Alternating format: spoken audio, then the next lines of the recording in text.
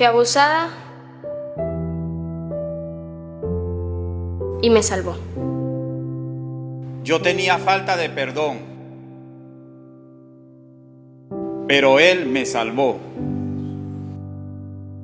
Yo desde muy pequeño fui abandonado por mi madre y crecí con una raíz de amargura, con odio hacia ella que no quería ni verla. Pero gracias a Dios, conocí a Dios y vi la necesidad de perdonarla y la perdoné así como Dios me perdonó a mí. Me sentí con mucha culpa, señalada, quizás indigna de él, quizás indigna de poder llegar otra vez a sus brazos. Él me sacó de allí y me devolvió la vida. Volví a vivir, volví a nacer. Él me salvó.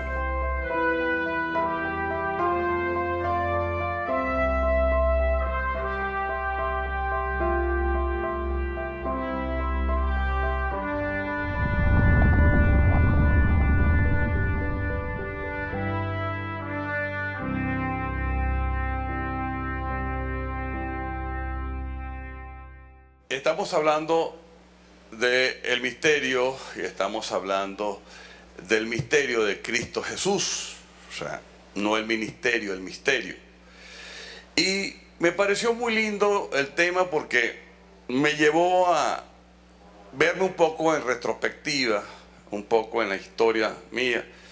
Y yo tengo un testimonio que poco lo cuento realmente porque, salvo cuando es necesario, y es cómo comienza mi relación con Dios.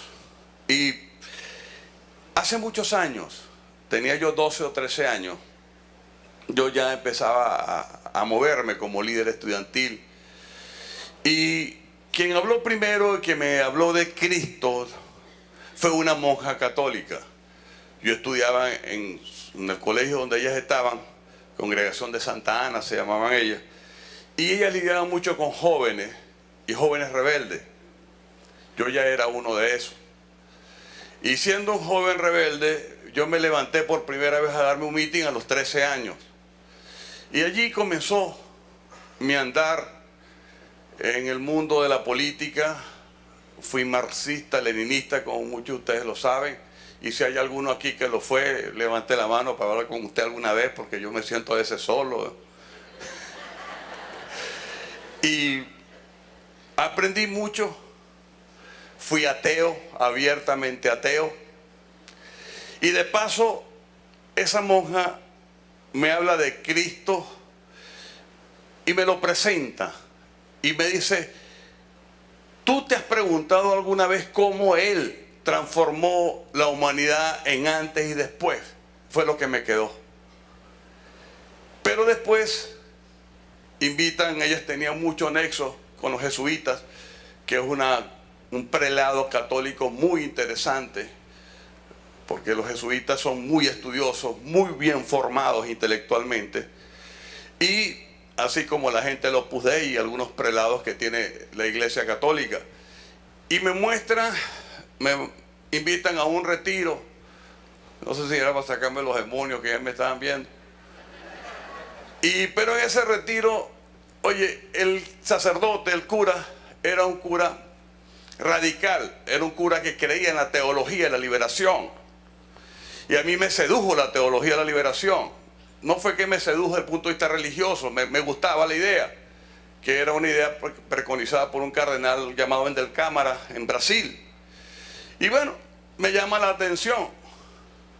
Ese fue el primer encuentro con la palabra Jesucristo. Imagínense por dónde está entrando. La teología de la liberación es una teología vinculada a las tesis marxistas. De allí nació la célebre acción de aquel sacerdote católico llamado Camilo Torres, que se fue a la guerrilla. Y en aquel momento, siendo joven, pues cualquier cosa que se veía bonito, amor, lucha por el pueblo, lo seducía a uno y lo seduce a uno. El idealismo. Después uno va creciendo y va entendiendo cosas. Pero fui marxista, fui leninista, fui muy radical, fui ateo, abiertamente ateo. Por eso cuando los muchachos quieren invitar a un foro de que hablemos sobre esas cosas, con muchísimo gusto invítenme a las universidades. Yo voy tranquilamente y vamos a tener, no agarrones, sino conversaciones con quien quiera. Y le puedo demostrar que Carlos Marro y Federico Engel están equivocados. Porque allí estuve yo, lo conocí, estudié bastante, me formé mucho allí en la escuela de cuadros y esas cosas. ¿Qué pasa? El encuentro ya con la religión y con Cristo propiamente dicho, la tuve en una librería en Mérida donde yo estudié, llamada Los Comuneros, imagínese usted. Y era de tendencia de la teología de la liberación también. Y me encuentro allí con un filósofo y catedrático llamado Otto Maduro. Y el libro que tuve en mis manos para leer sobre Cristo se llamaba La Revolución con Cristo y con Marx. Se pueden imaginar. ¿Por qué hablo de este antecedente? Primero, para aquellos que no le creen al Señor, créanle al Señor. El Señor no es hombre para mentir. Si Él te habla a ti, si Él te escoge a ti, es cuestión de tiempo de que vayas a sus brazos y a sus pies. Y la palabra del Señor nunca se devuelve vacía. Le digo a las madres que viven llorando porque sus hijos no se convierten, a las mujeres porque sus esposos no se convierten, a los hombres porque sus esposas no se convierten. Si usted no le cree a Dios, entonces simplemente zambúllese más en la oración, porque está seca o está seco. Yo le creo al Dios creador y el Dios del diario vivir. ¿Y qué más testimonio? Conocí muchos de los grupos que ya hoy son historia. Conocí OR, FAR, FAN, Bloque Revolucionario Colombiano, Montonero y una cantidad de gente bien radical. Y la palabra de Dios nunca se devuelve vacía. ¿Y qué dijo Jesús y qué dice Él? Todo el que viene a mí es porque mi Padre me lo ha enviado. Así que todo es un problema de fe. Pero esa monjita me sembró en el corazón algo. Equivocada o no, allí es donde yo vi la importancia de predicar, de hablar de Jesucristo en todo momento y en todo lugar. Esa monja me habló de Jesucristo, no me habló de más nada. Y ¿saben qué? Hoy día agradezco, porque dentro de toda esa experiencia, como me reúno con algunas personas que estamos creando algunas cosas dentro del medio cristiano, decimos, cuando usted viene de la racionalidad, llega a una fe verdadera. Porque mi fe, o nuestra fe, decía uno de mis hermanos en ese medio, donde yo es muy estudioso, dice, nosotros venimos de la razón a la fe y no de la ignorancia. Y eso es muy importante entenderlo. Por eso yo no tengo miedo, y una vez el pastor Wilmer me hizo la observación que dije que había que escudriñarlo todo. Lean lo que tengan que leer, estudiemos lo que tengamos que leer para tener una labor, una visión apologética real. No es porque Dios necesita ser defendido, sino porque nuestra gente, nuestros hijos, nuestros jóvenes, las personas que están alrededor nuestras necesitan ser defendidos de las falsas y malas doctrinas. Pero algunos se confunden, y es verdad, hay que leerlo con un corazón bien agarrado a Dios, algunas doctrinas, porque te pueden confundir. Yo particularmente nunca he tenido miedo a leer nada. Por supuesto me chupé todo, agarré todo lo que significan los libros marxistas, anarquistas, puedo hablarle a ustedes de Pedro Kropotkin, Proudhon, puedo hablarle a ustedes cantidades de autores que leí. Mao Zedong, me comí las 5 tesis filosóficas de Mao Zedong, 6 estudios militares de Mao Zedong, en fin, todo lo que usted quiera, puedo hablarle. El diario El Che en Bolivia, etcétera, etcétera, etcétera, y todas esas cosas. En fin, cuando uno llega al Señor, llega porque llega. Y todos los que estamos aquí hemos llegado a Él porque Él así lo ha querido. Más nada.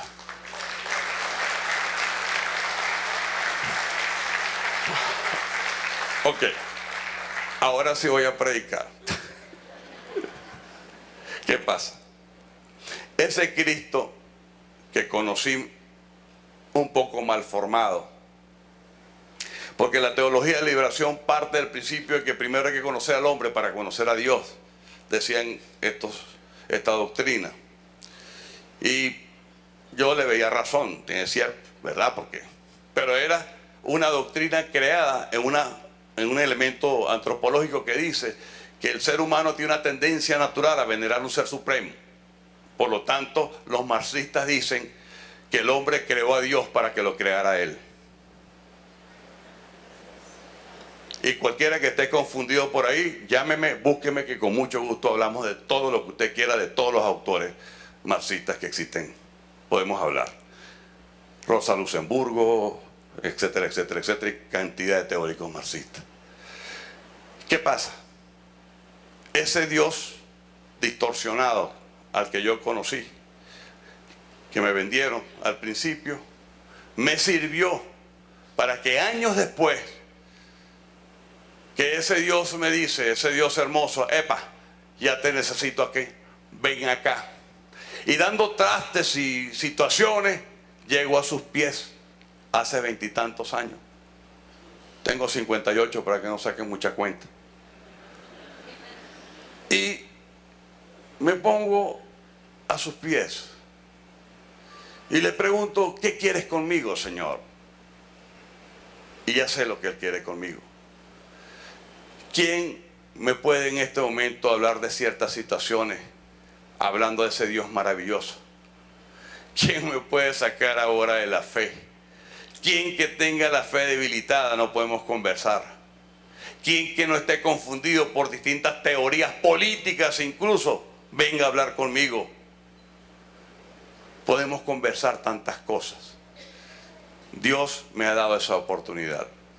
Pero lo más hermoso es preguntarse, ¿cómo un hombre de verdad, el misterio de ese hombre que transformó a la humanidad, porque si lo vemos desde el punto de vista humano, dice transformó a la humanidad, sí la transformó. Yo me he atrevido a leer la que llaman la Biblia católica, que me molesta decir que hay una Biblia católica y una Biblia evangélica. No, simplemente una Biblia tratada por hombres de una manera y tratada por hombres de otra manera. Hay Biblias que aceptan libros que no tienen la presencia de Dios en la Escritura. Macabeos 1 y Macabeos 2. Sin embargo, me los leí, porque no tengo miedo de escudriñar. Y en Macabeos, ¿sabes qué encontré en ese libro? Que no tiene ningún valor divino, porque ahí no se nota a Dios por nada, pero histórico sí. Cuando Macabeo le pide a los romanos que intervengan en Israel, ahí comienza la historia. Y cuando leo eso, me encuentro que el plan de Dios es tan hermosamente diagramado que ha usado a cualquier persona para que se cumpla su cometido. Y sabe que hay gente que dice que el cristianismo se regó porque los romanos lo absorbieron y los romanos dominaban el mundo, por lo tanto se fue allí. Yo le digo, no, le salgo al paso, no. Dios escogió a Israel, que sabía que los romanos la iban a tomar para que expandieran su vida, su esperanza y su gozo. No fue al revés. Por eso es importante estudiar. Nosotros no somos agarraditos al lazo. Y por eso no creo en el fanatismo. Y por eso le digo a muchos hermanos, no golpee a la gente con la Biblia. Dele palabra de esperanza y de vida, pero nunca golpea a nadie con la Biblia. Arrepiéntete, que Dios te va a castigar. Eso no es así. Dios es amor. Dios es vida. Dios es gozo. Y Jesucristo, ese misterio hermoso, es un misterio que la gente se sigue preguntando cosas y no tienen respuesta. ¿Cómo ese hombre, en lo humano se lo preguntan, transforma la historia? Pero nosotros no tenemos ningún problema para aceptarlo en lo divino. Y por eso entendemos que Él tenía que transformar la historia, porque la historia de la humanidad le pertenece a Él. Así de simple. Dios es Padre, Hijo y Espíritu Santo. Y así lo creemos.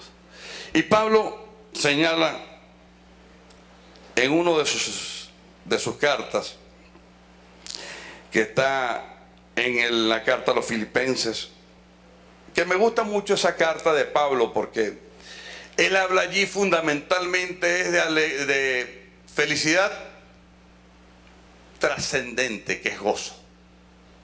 Gozaos. Porque la felicidad no es otra cosa que un estado de placer extendido, que lo produce una circunstancia, unos momentos. Pero el gozo, esa alegría permanente, interna, llena de esperanza, solo la produce Dios. Y todos los que lo vivimos lo sabemos. Por eso mucha gente equivocada busca la felicidad, incluso en las personas, en la gente.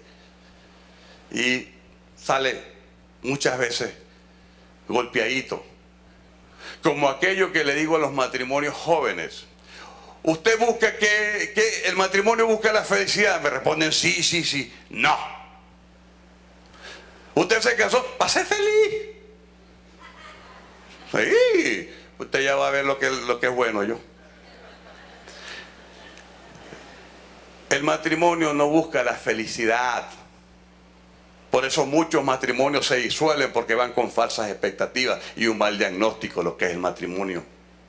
El matrimonio busca, como dice la palabra, unir a dos seres en uno para que hagan un plan de vida juntos.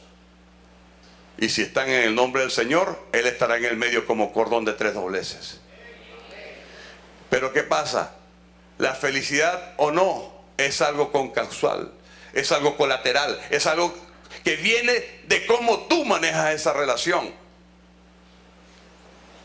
Por eso es que dice, ay, no me hace feliz y me hace feliz. Eso no es así. Y todos los que estamos casados sabemos que vívelo. Las fricciones, los problemas y las situaciones, ¿verdad, Luisito? Y así todo.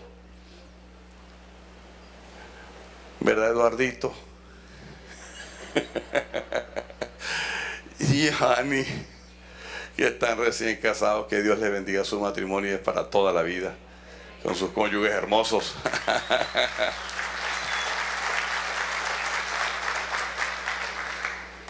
Pero ¿qué de lo que dice Pablo? Pablo nos habla de Jesucristo como modelo. Igual nos habla Juan en el capítulo 1, verso 14, que dice, Él era verbo y el verbo se hizo carne. En pocas palabras, Dios encarnó en Jesucristo para darnos no solamente ese nombre por sobre todo nombre, que el que cree en Él tendrá vida eterna y no morirá jamás. Una promesa hermosa. Y es así. Sino que nos entregó a su Hijo unigénito. Nos los dio para que sirviera también de modelo de vida. Él se hizo carne para padecer. Y allí la teología de la liberación me la vendían como que Jesucristo vino a la tierra a luchar por los pobres. Bendito sea Dios, Padre. ¿Qué Biblia leyó ese señor eso? Jesucristo no vino a pelearse con nadie. A Él le da igual si usted es pobre o rico. Él vino a rescatar las almas, a conquistarlas, a redimir, a socorrer. Y resulta que en Filipenses, ¿qué hace Pablo? Pablo allí en esa carta nos recuerda a todos nosotros cosas que Jesucristo vino a darnos. En el capítulo 2, verso del 1 al 11 nos dice: por tanto, si hay algún aliento en Cristo, si hay algún incentivo en el amor, si hay alguna comunión en el Espíritu, si hay algún efecto profundo y alguna compasión, completad mi gozo, a fin de que penséis de la misma manera, teniendo el mismo amor, unánimes, pensando en una misma cosa.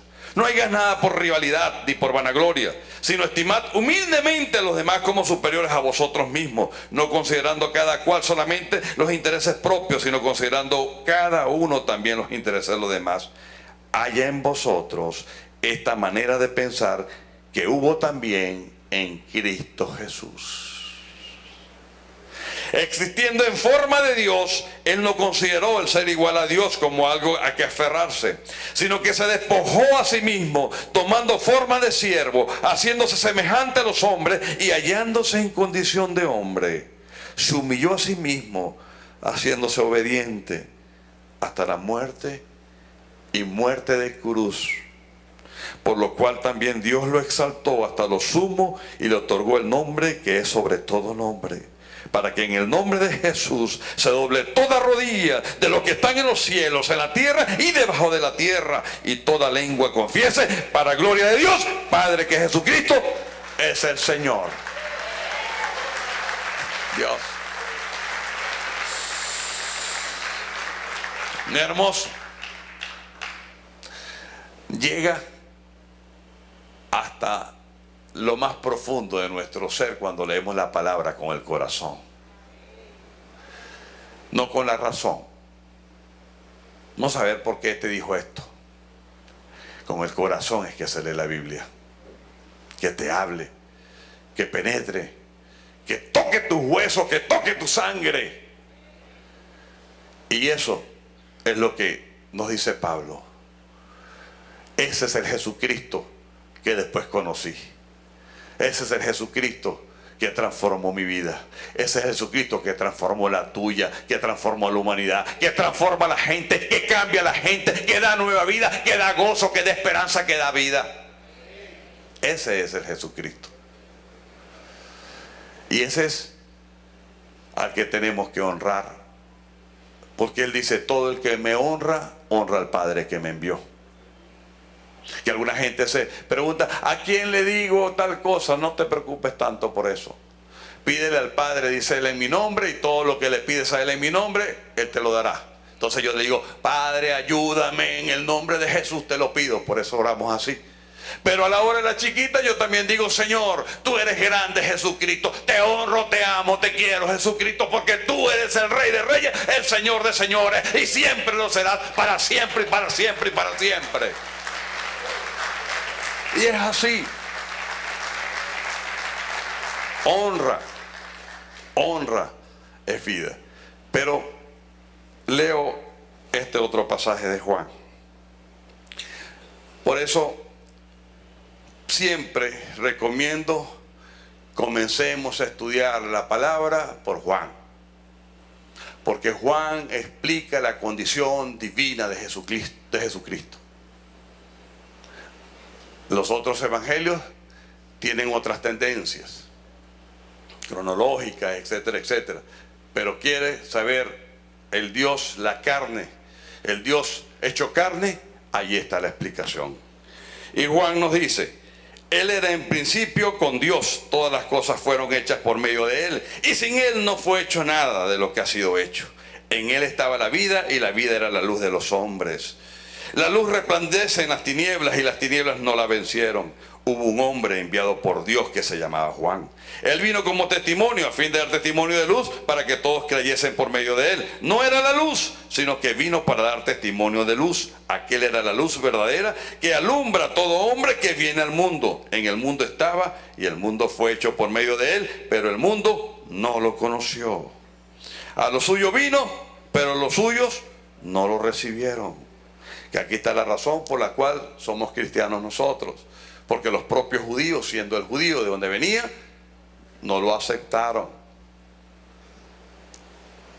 Pero todos los que le recibieron, a los que creen en su nombre, le dio derecho de ser hechos hijos de Dios, los cuales nacieron no de sangre, ni de la voluntad de la carne, ni de la voluntad de varón, sino de Dios. Y el Verbo se hizo carne y habitó entre nosotros, y contemplamos su gloria como la gloria del unigénito del Padre, lleno de gracia y de verdad. Se va a celebrar la Semana Santa nuevamente. El sentido de la Semana Santa no es playa. El sentido de la Semana Santa no es las cosas que se han inventado para estimular el comercio. Sin embargo, tampoco entiendo por qué hay que dedicarle a la pasión o al misterio de Jesucristo y al ministerio de Jesucristo 2 o 3 días al año. Para nosotros los cristianos es toda la vida. Y lo más importante, estamos hablando no de un hombre, estamos hablando de Dios hecho carne. Estamos hablando del modelo que el Señor nos dio a nosotros.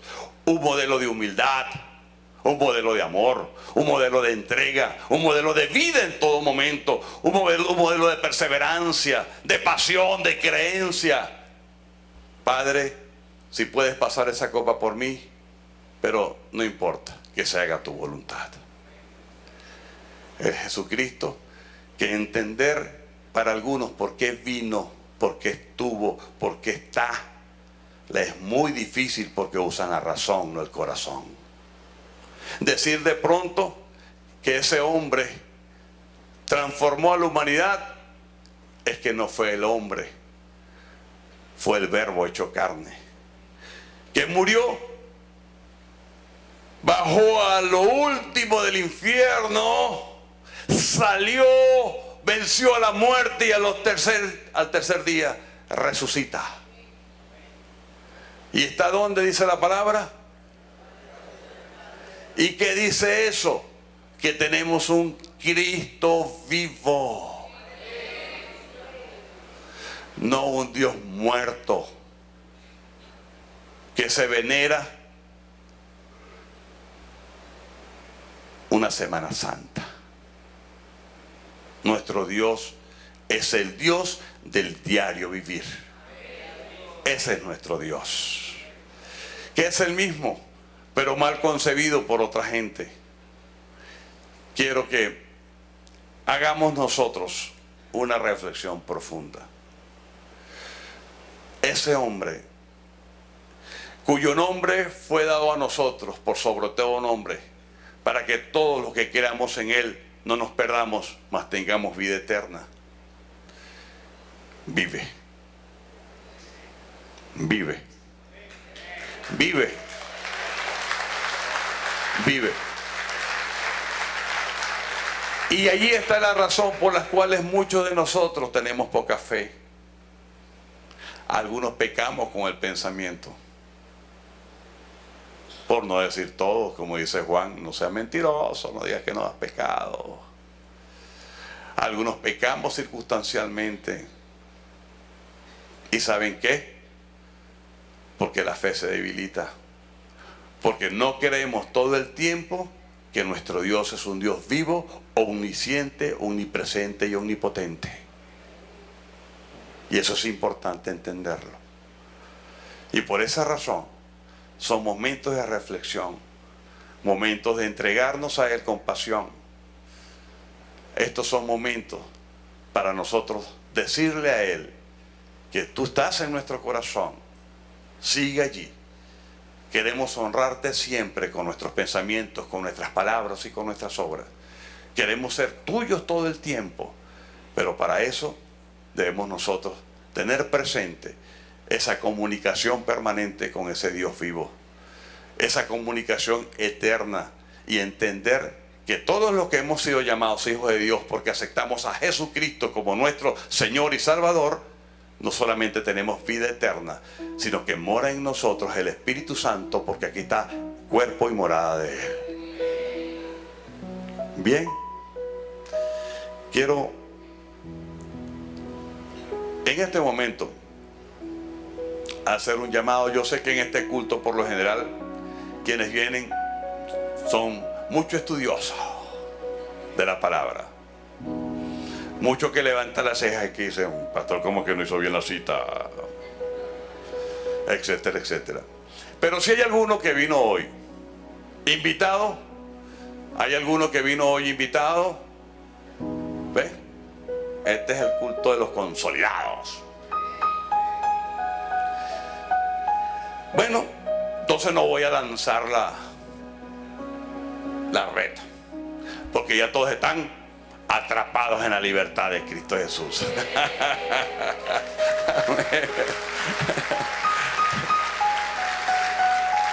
Y qué contradictorio, ¿verdad? Esclavos de Jesús, presos en Él, atados a Él, es libertad. Verdadera libertad. No vivimos de nuestras pasiones ni de nuestras razones, sino de nuestra entrega y comunión con Él. Así de simple. Gracias, Padre. Te damos muchísimas gracias, Señor, porque tú nos diste a tu Hijo unigénito. A todos nosotros, Señor, como humanidad, Padre, tú nos has creado, nos has hecho a tu imagen, o a la imagen y semejanza de ustedes, como dice en Génesis, como reza tu palabra, Señor. Gracias, Padre, porque tú nos has elegido. Gracias, Padre, porque tú nos has tomado y nos has sacado donde venimos, Señor. Gracias, Padre, porque tu Hijo unigénito Jesucristo nos arropa y nos abriga.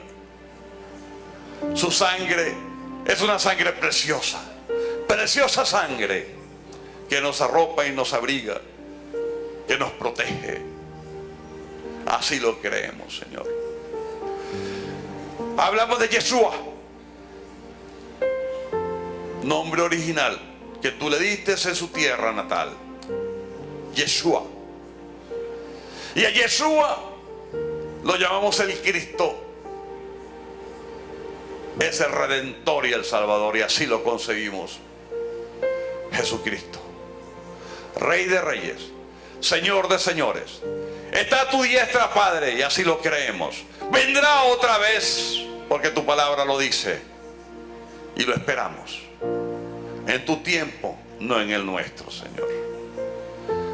Y te queremos, en vez de pedir, dar las gracias y declarar, como muchas veces lo hemos hecho, pero lo seguimos declarando, no por falta de fe, sino por mucha convicción, que Barquisimeto es de Jesucristo, Lara es de Jesucristo, Venezuela es de Jesucristo, América Latina es de Jesucristo, América toda es de Jesucristo, y los 5 continentes son de Jesucristo, y así lo declaramos.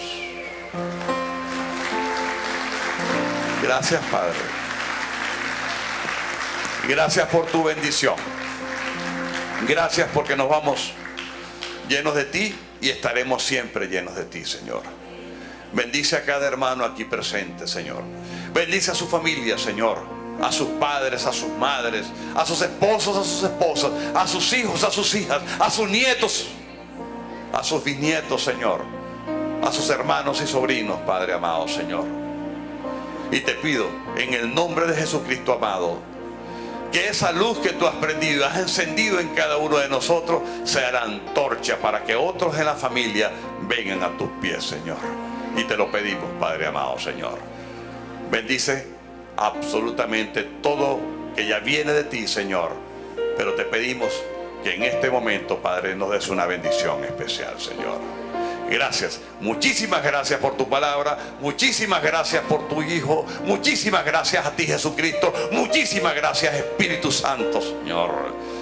Gracias, gracias, Padre, gracias, Hijo, gracias, Espíritu Santo. Amén y amén, Señor. Muchas gracias, Padre.